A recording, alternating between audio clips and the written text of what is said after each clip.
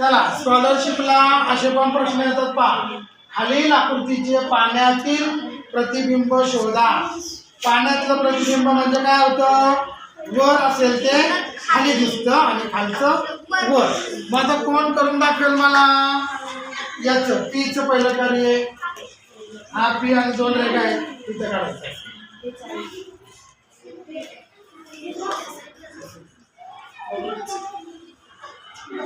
बरोबर काढलं का?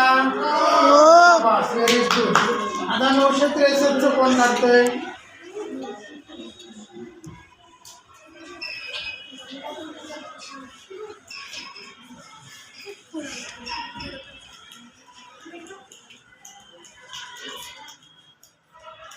बरोबर काढलं का?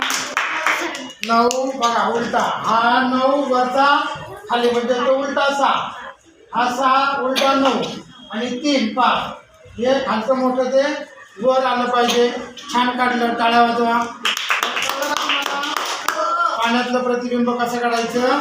वरची बाजू खाली दिसते आणि खालची बाजू वर दिसते. Very good.